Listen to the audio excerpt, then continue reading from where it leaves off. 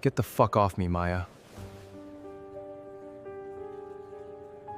Don't be like that.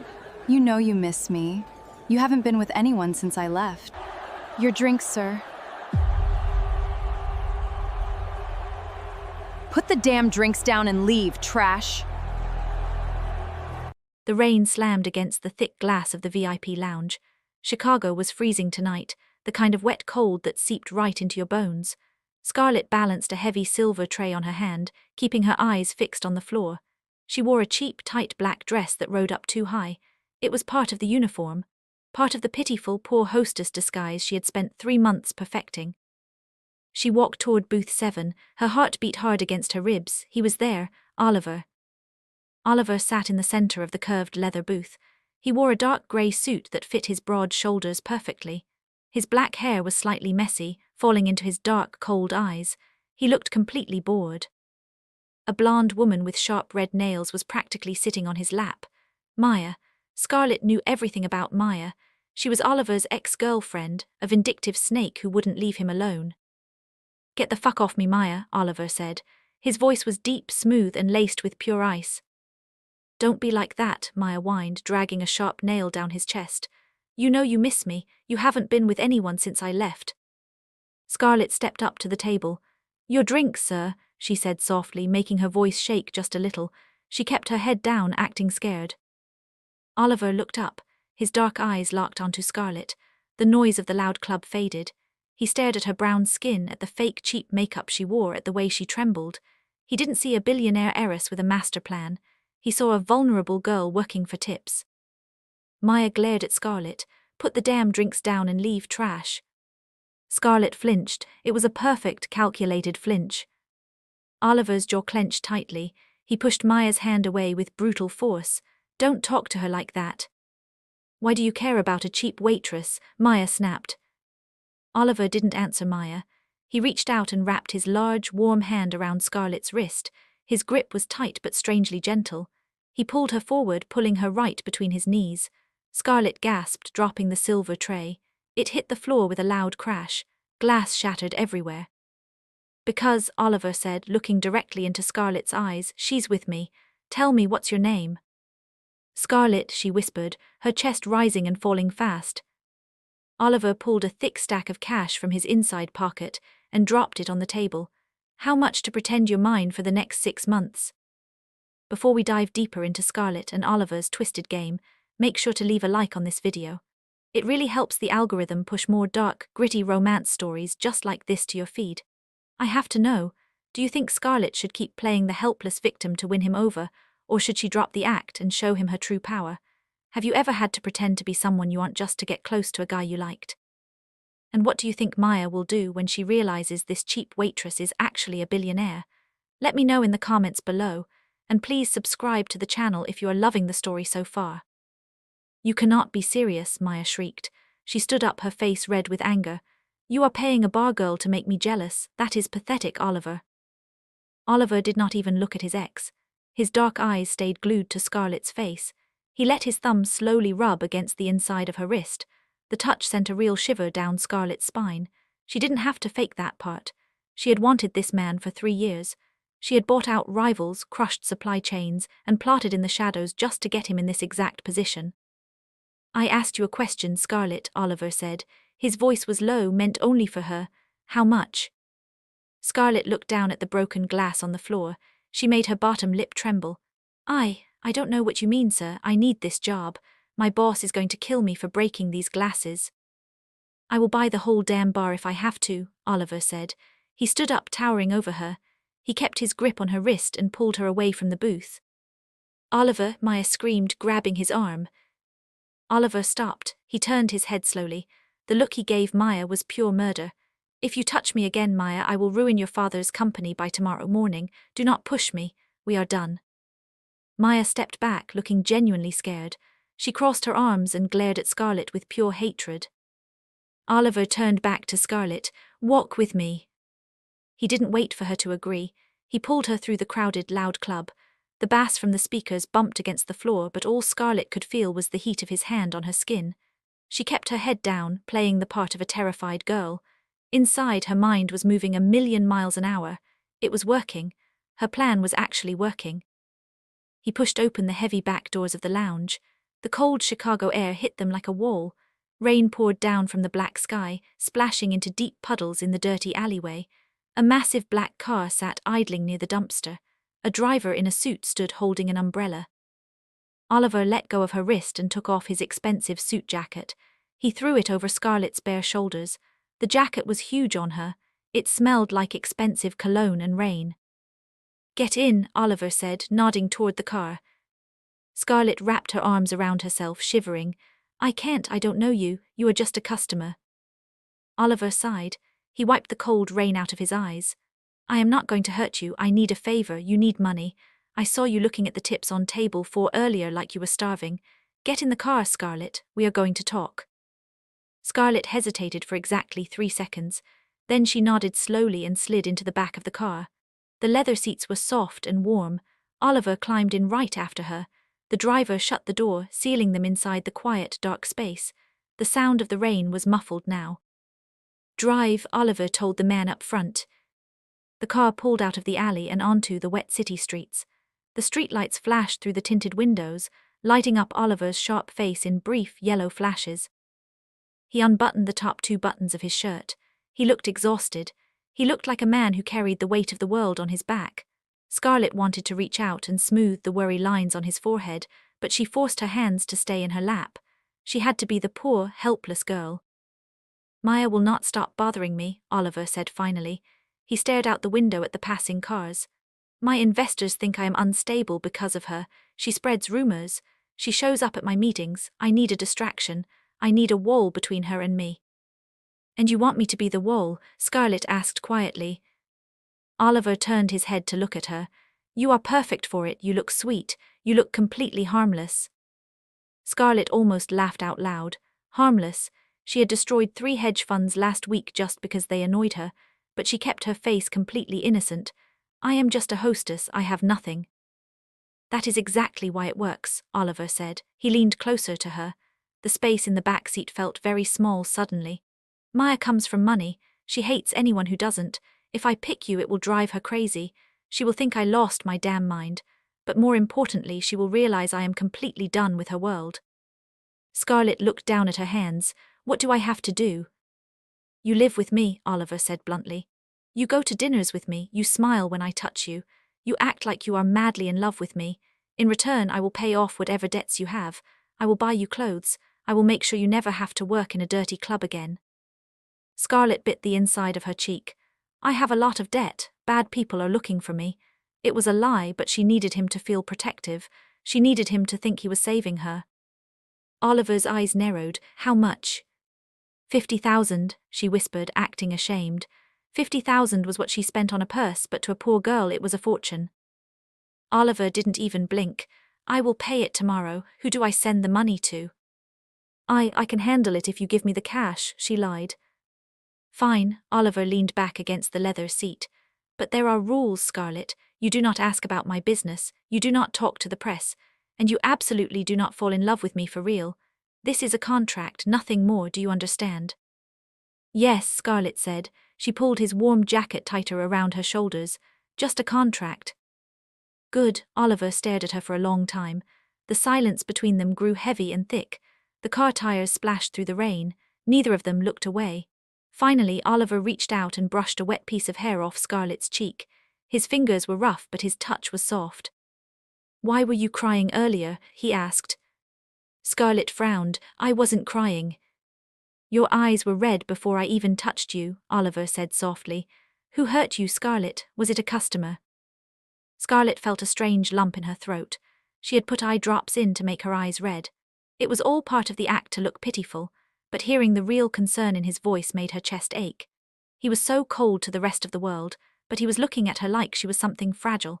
If he knew the truth, if he knew she was Scarlett Vance, the billionaire who had been pulling strings in the dark to force his company to partner with hers, he would hate her forever. "It was just a bad night," she whispered. Oliver's jaw clenched. "No one will treat you like trash anymore.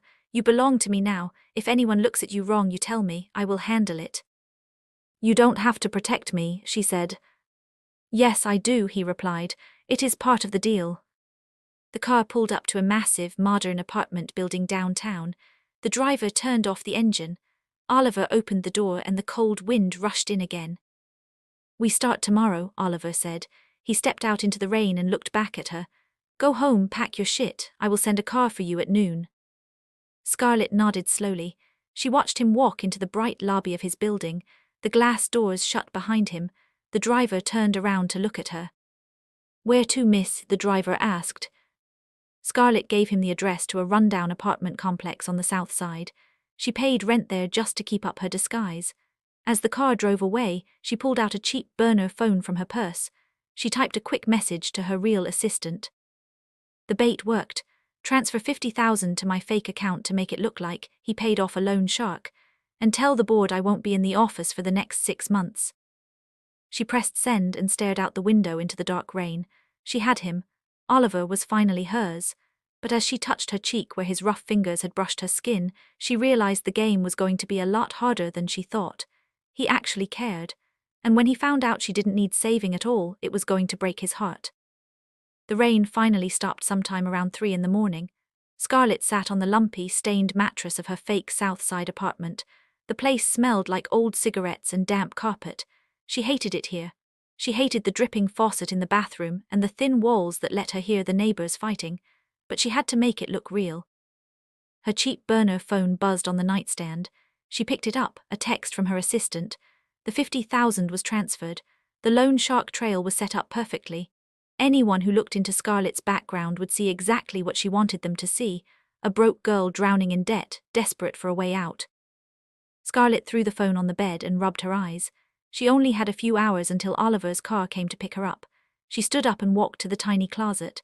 She pulled out a faded duffel bag with a broken zipper. She started packing the cheap clothes she had bought from thrift stores, faded jeans, plain shirts, scuffed sneakers. It physically hurt her to pack this trash.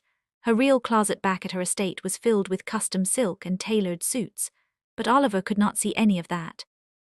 At exactly noon, a sharp knock hit her thin door. Scarlett took a deep breath, dropped her shoulders to make herself look smaller, and opened the door. A large man in a sharp black suit stood in the hallway. He looked completely out of place in this dirty building. He looked at her battered duffel bag with a blank face. "Miss Scarlett," he said, his voice was flat. "Mr. Kang sent me. I am here to take you to his home." "I can carry my own bag," Scarlett said softly, acting shy. The driver reached out and took the bag anyway. "Mr. Kang's orders, miss."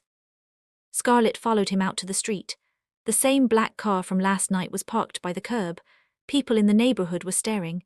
She kept her head down, acting embarrassed, and climbed into the back seat. The drive to downtown Chicago felt short. The car pulled into a private underground garage that was cleaner than most hospitals. The driver opened her door and led her to a private elevator. He pressed a key card to a scanner, and the elevator shot up to the very top floor. The doors slid open with a soft chime. Scarlett stepped out and almost dropped her act. Oliver's penthouse was massive. The walls were made of pure glass, showing off the entire Chicago skyline. The floors were dark hardwood and the furniture was all sharp, modern, and black. It looked like a place where a man lived completely alone. There were no pictures, no colors, no signs of life, just cold, expensive perfection. Oliver was standing by a huge marble kitchen island. He wore dark grey dress pants and a white button-down shirt with the sleeves rolled up.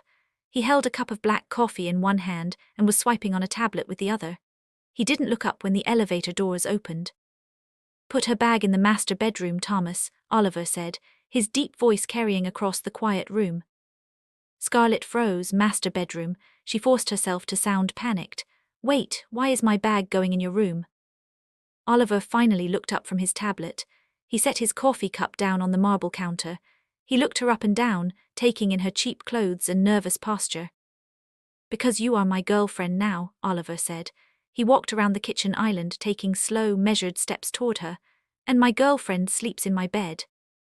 Scarlett crossed her arms over her chest, stepping back just a little. "You said this was a contract. You said I just had to go to dinners with you and smile. You never said anything about sharing a bed." Oliver stopped a few feet away from her. He crossed his arms too, mirroring her defensive pose. "Maya is not stupid. She pays people. She has spies in my company and she probably has spies in this building. If the cleaning staff sees you sleeping in the guest room, Maya will know this is a fake setup by tomorrow afternoon.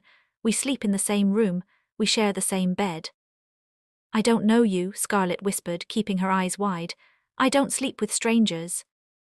Oliver's jaw ticked. A flash of something like anger crossed his dark eyes, but he quickly hid it. I did not say we are going to fuck.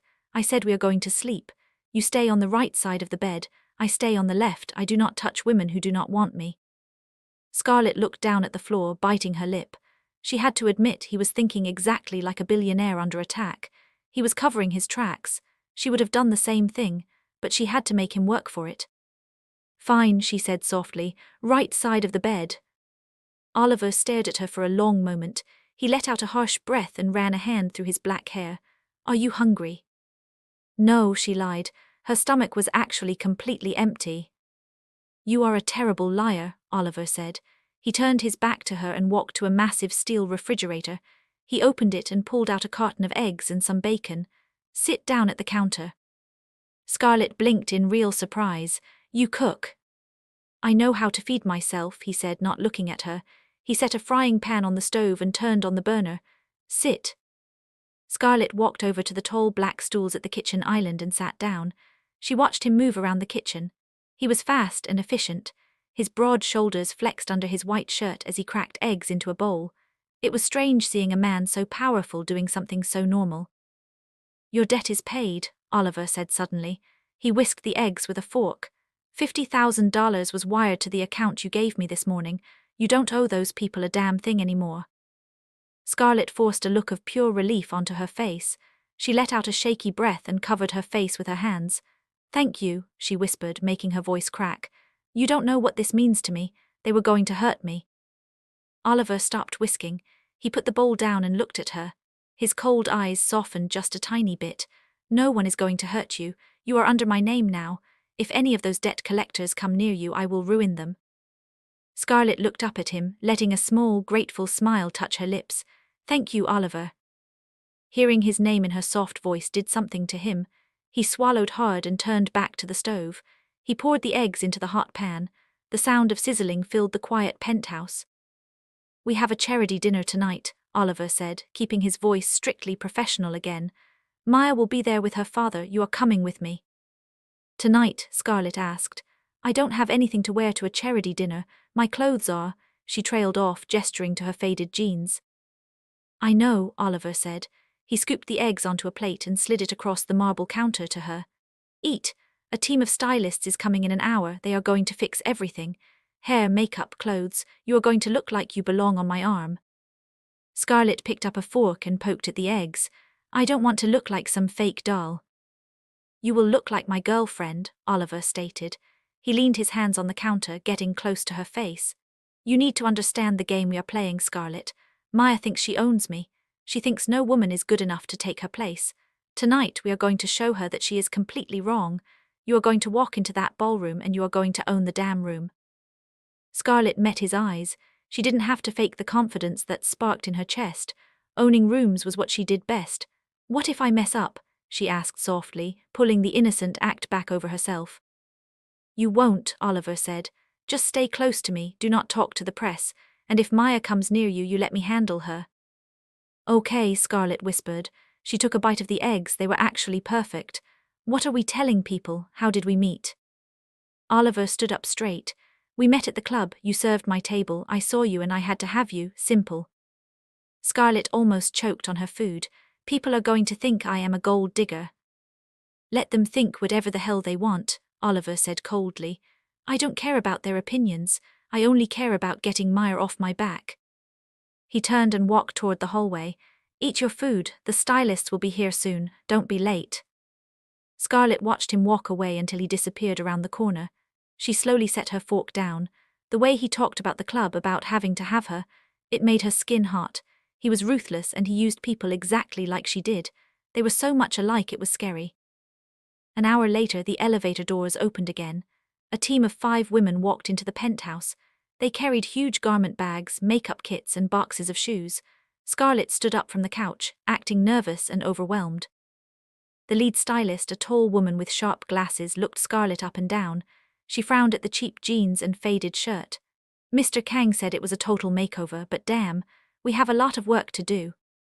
Scarlett bit her tongue to keep from snapping at the woman. Back in her real life, stylists begged to dress her. She let the women pull her into the massive guest bathroom. They sat her in a chair and went to work. For 2 hours they washed, dried, and styled her dark hair into smooth, perfect waves that fell down her back. They applied makeup that highlighted her sharp cheekbones and made her dark eyes pop. Scarlett hated sitting still, but she played the part perfectly. She acted amazed by the expensive products. She acted shy when they brought out the dresses. "Try this one," the lead stylist said, holding up a blood-red silk dress. Mr. Kang specifically requested red. Scarlett took the dress and stepped behind a changing screen. When she slipped the silk over her body, it fit like a second skin. It was simple, elegant, but completely dangerous. The neckline dipped low and a slit ran up her left leg. It screamed money. It screamed power. She stepped out from behind the screen. The stylists actually stopped talking. "Holy shit," one of the makeup artists whispered. "You look incredible." Scarlett looked at herself in the full-length mirror. She didn't look like a poor club hostess anymore. She looked like Scarlett Vance, the billionaire CEO. Panic hit her for a quick second. Was it too much? Would Oliver see through the act now? Before she could ask to change, the bedroom door clicked open. Oliver stepped into the room. He was wearing a custom black tuxedo. He looked like a dark prince, cold and completely untouchable. He stopped dead in his tracks when he saw her. The room went dead silent. Oliver's dark eyes slowly moved over her body. He started at her silver heels, moved up the long slit of the red dress, lingered on her waist, and finally met her eyes. His chest rose and fell in a heavy breath. He didn't say a word, he just stared. Scarlett crossed her arms, acting self-conscious. "Is it too much? I feel like everyone is going to stare at me." Oliver slowly walked toward her. He ignored the stylists completely. He stopped right in front of her, so close she could feel the heat radiating off his body in the cool room. "They are going to stare," Oliver said, his voice dropping low, "and they are going to know exactly who you belong to."